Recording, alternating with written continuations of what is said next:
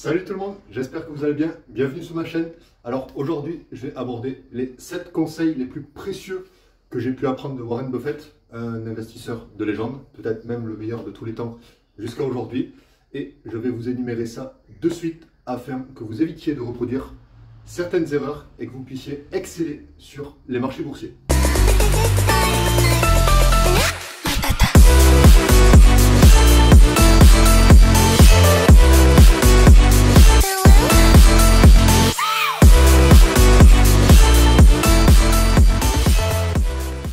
Alors, conseil numéro 1, investis dans ce que tu comprends. Parce que le plus grand risque est d'évidemment investir dans quelque chose que l'on ne connaît pas. Ça, c'est un réel risque. Alors que si vraiment tu investis selon ton cercle de compétences et que tu comprends dans quoi tu investis, c'est à ce moment-là que tu feras beaucoup moins d'erreurs que si tu investis dans quelque chose que tu ne comprends pas. Conseil numéro 2. Investis dans des entreprises de qualité. Ça peut paraître tout bête, mais c'est tellement logique d'investir dans des entreprises de qualité. Et comme disait Warren Buffett lui-même, il vaut mieux investir dans une entreprise extraordinaire à un prix ordinaire plutôt que d'investir dans une entreprise ordinaire à un prix extraordinaire. Conseil numéro 3, évite d'investir dans les sociétés à la mode. J'entends par là d'éviter de faire le mouvement de FOMO. Donc le FOMO, c'est quoi? C'est par exemple un cours va monter de façon parabolique et toi, par peur de rater le train, comme on dit, tu vas rentrer au pire des moments quand ce sera tout en haut. Et là, à ce moment-là, les personnes qui sont rentrées en bas vont prendre des bénéfices une fois que ce sera en haut. Et toi, tu vas te retrouver en haut et puis le cours forcément va chuter parce qu'il y aura une forte prise de bénéfices. Et tu vas te retrouver un petit peu dans la panade. Donc c'est pour ça, évitez le mouvement FOMO quand ça monte de façon trop parabolique. Voilà, évitez de rentrer dans ces valeurs-là parce que tôt ou tard, il y aura une correction. Après, oui, peut-être sur le long terme, ça peut pouvoir continuer de monter. Mais si à court, moyen terme, c'est baissier et qu'entre guillemets, on galère pendant, s'il faut, 2, 3, 4, 5 ans à être dans le rouge alors qu'on aurait pu éviter ça et rentrer sur d'autres valeurs à des prix beaucoup plus raisonnables, c'est mieux. Évidemment, je dis toujours qu'il faut investir dans la tendance et je ne dis pas qu'il faut forcément acheter quand c'est des montants complètement paraboliques et que le cours de l'action monte en flèche. Évidemment, oui, les tendances, mais quand c'est trop parabolique, attention. Le conseil numéro 4, investissez dans des entreprises simples et faciles. Qu'est-ce que j'entends par là? C'est-à-dire que ce sont des entreprises qui sont fidèles à leur métier et dont leur fonctionnement est simple, relativement simple du moins. J'entends par là, par exemple, Coca-Cola, on le connaît par exemple par sa pratique de la production de boissons gazeuses, par exemple. Et comme le disait, je vais souvent citer Warren Buffett dans cette vidéo, parce que bon, les conseils viennent quand même de lui, donc je vais le citer. Investissez dans une entreprise merveilleuse qui serait possible d'être gérée par un idiot. Donc j'entends par là, voilà, c'est un business model qui doit être simple, facile à comprendre, facile à gérer. Et voilà, tout simplement, pas besoin de chercher compliqué. Si vous voyez que le business model est compliqué à comprendre, qu'il faut faire beaucoup de recherches pour comprendre un petit peu le fonctionnement de l'entreprise, etc., etc., fuyez. Le conseil numéro 5, il peut paraître tellement logique, mais il est tellement compliqué à mettre en application, c'est évidemment d'être patient. Patient, pourquoi? Moi, ce que je me dis quand j'achète une action pour le long terme, je me dis, est-ce que cette action, si je l'achète là, maintenant, de suite, et que le marché boursier ferme pendant 10 ans, est-ce que je serai capable de garder cette entreprise pendant ces 10 années? C'est un exercice assez complexe, je l'avoue, mais qui permet d'avoir une vision long terme sur l'entreprise sur laquelle on veut investir et éviter voilà, les fluctuations à court terme du marché. Parce qu'évidemment, une action, quand on l'achète, pile poil, elle peut baisser juste après remonter, etc., etc. Mais est-ce que vous êtes capable d'acheter cette action pour 10 ans? Posez-vous la question et vous verrez que vous prendrez beaucoup plus de choix raisonnés. Et évidemment, être patient, ça veut dire quoi? Ça veut dire éviter de regarder les fluctuations des marchés H24, parce que forcément, vous allez être tenté de peut-être passer des ordres d'achat, de vente, etc. Parce que vous voyez que telle action a fait que 0,30% alors que celle-ci a fait 2%. Et puis peut-être je pensais que celle... Oubliez, vous allez être toujours tenté. Les actions que vous détenez dans votre portefeuille n'iront jamais assez vite que vous le voulez, contrairement à d'autres que peut-être vous vouliez. Enfin, je pense que vous avez compris un petit peu ce que je voulais dire. Donc voilà, évitez de trop regarder votre portefeuille, les fluctuations de marché, les nouvelles, etc. etc. Gardez un œil, mais voilà, ne passez pas de votre journée dessus.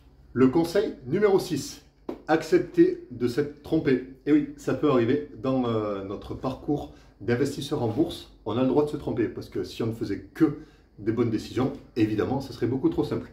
Et puis Warren Buffett lui-même a déjà encaissé des positions en moins-value, donc comme quoi même le meilleur investisseur de tous les temps peut se tromper. Et oui, donc si lui il y arrive à se tromper, eh ben nous aussi on peut réussir à se tromper. Et justement, à ce propos-là, je vais vous poser une question. Imaginez votre bateau coule, donc c'est-à-dire votre action est en train de couler. Donc le bateau coule, est-ce qu'il ne serait pas plus judicieux carrément de changer de bateau plutôt que d'essayer de colmater les trous et passer énormément d'énergie à ça, sachant que s'il faut, il y aura toujours une petite fuite et le bateau continuera de couler et de s'enfoncer. Alors que si vous aviez changé de bateau entre-temps, que vous aviez accepté que votre bateau était complètement cuit, voilà, il y aurait eu moins de pertes. Et je vais prendre pour exemple l'action Walgreens Boots Alliance, qu'on retrouve souvent dans des portefeuilles orientés sur les dividendes, parce que c'est vrai qu'il y a un fort rendement en dividendes. Je crois qu'en ce moment, il est vers les 9%, il me semble. Et cette action a connu évidemment de belles années, mais aujourd'hui, sur les 5 dernières années, l'action a perdu 80% de sa valeur, ce qui est énorme. Et pourtant, certaines personnes continuent de persister à dire mais si, il y a peut-être une restructuration, etc., etc. Mais enfin, en attendant, moins 80% en 5 ans, ce qui est quand même énorme. Et puis, il faut savoir qu'évidemment, l'entreprise a un fort payout ratio, donc elle distribue beaucoup de dividendes à ses actionnaires en fonction de son chiffre d'affaires, donc ce qui peut être évidemment dangereux, parce que, petite parenthèse, les actions qui reversent un rendement élevé de dividendes, parfois c'est une stratégie pour retenir un petit peu les investisseurs dans leur perte, sauf que tôt ou tard il n'y aura plus assez de cash flow pour distribuer aux actionnaires, et puis à ce moment-là, le dividende sera soit réduit, soit coupé, et puis à ce moment-là, c'est le chaos, parce que les actionnaires qui restent pour le dividende, au final, vont se retrouver un petit peu contrariés, on va dire, si le dividende veut être coupé ou même réduit, et à ce moment-là, ça serait une chute catastrophique pour l'action. D'ailleurs, ce phénomène s'est retrouvé avec Nexity cette année, où le dividende a été coupé, je crois, si je me souviens bien, et voilà, l'action ne cessait de chuter, donc forcément de moins en moins de flux de trésorerie, et puis tôt ou tard, voilà, le dividende est coupé. Et puis encore, ça m'a encore mis une petite claque derrière la tête à ce groupe, car les actionnaires qui étaient là pour le rendement élevé en dividende, au final, ont fui l'action. Le dernier conseil, donc conseil numéro 7, d'ailleurs, reste bien jusqu'à la fin de cette vidéo, parce qu'il y aura un petit bonus conseil. Et j'en profite pour te dire de ne pas oublier de t'abonner à la chaîne pour ne rater aucune des prochaines vidéos. N'oublie pas de liker et partager la vidéo, ça fait toujours plaisir et ça donne de la force.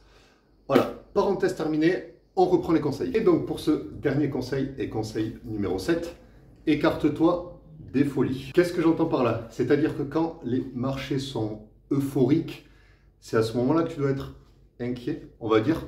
C'est-à-dire quand tu entends même ton coiffeur du coin dire « Ah, t'as vu telle action, c'est passé aux infos, elle a fait X pourcentage, ah, moi je vais en acheter ». Quand ça commence à devenir trop populaire et que ça prend beaucoup d'ampleur au niveau des médias, pose-toi la question de si cette entreprise justement n'est pas trop en hype, on va dire, elle n'est pas trop flamboyante aux yeux des marchés, et est-ce que ça vaut vraiment le coup de l'acheter? Alors qu'au contraire, il faut que tu sois plutôt avide quand les autres sont inquiets, quand une action, par exemple, chute drastiquement sans forcément de raison apparente ou pour des raisons qui sont complètement surestimées, c'est à ce moment-là que peut-être tu dois prendre une position sur cette action. Car si au final tu as bien étudié les fondamentaux de l'action et que les fondamentaux foncièrement ne se sont pas dégradés, mais le cours a chuté, donc il y a peut-être une explication, mais parfois le marché a tendance à surévaluer ou surestimer les estimations ou les résultats, alors que finalement l'entreprise, entre guillemets, ne mérite pas ce traitement. Donc voilà, si jamais tu entends que cette action se fait fracasser niveau prix, que voilà, elle a perdu beaucoup de valeur, alors que c'est une entreprise que toi tu suis quand même, et puis bon, qui est costaud fondamentalement, qui vraiment a un bon business model, tu comprends bien l'entreprise, et puis vraiment cette chute est incomprise, intéresse-toi vraiment à cette valeur, et demande-toi si elle ne mérite pas finalement d'être achetée. Voilà, parce que quand beaucoup de monde sont inquiets, c'est à ce moment-là que beaucoup d'investisseurs aguerris rentrent sur ces valeurs-là à prix faible, du coup. Et puis si tôt ou tard, voilà, les fondamentaux sont bons, le marché a toujours raison, il remettra cette valeur à niveau, donc le cours remontera. Et là, on retrouve justement ce mouvement de FOMO où les investisseurs débutants vont entrer sur la valeur, se dire « Ah, chouette, elle repart !» Sauf que toi, tu seras rentré là, eux rentrent là, sauf que quand eux rentrent, toi, tu prends des bénéfices. Voilà, tout simplement. Et pour finir cette vidéo, donc un petit conseil bonus qui vient de Warren Buffett, évidemment, c'est qu'il disait en bourse, il y a deux règles. La règle numéro 1, c'est ne pas perdre d'argent. Et la règle numéro 2, ne pas oublier la règle numéro 1. Et voilà, c'est tout pour moi. Merci d'avoir regardé cette vidéo. Elle a changé un petit peu de format comparé aux autres où je faisais un peu plus d'analyse graphique et fondamentale des entreprises. Mais voilà, ça fait toujours un petit peu de bien de rappeler les fondamentaux de l'investissement en bourse. J'espère que cette vidéo vous aura plu. Si la vidéo vous a plu, n'hésitez pas à lâcher un petit like. Abonnez-vous à la chaîne pour ne rater aucune des nouvelles vidéos. En attendant, je vous souhaite une bonne fin de journée et à la prochaine.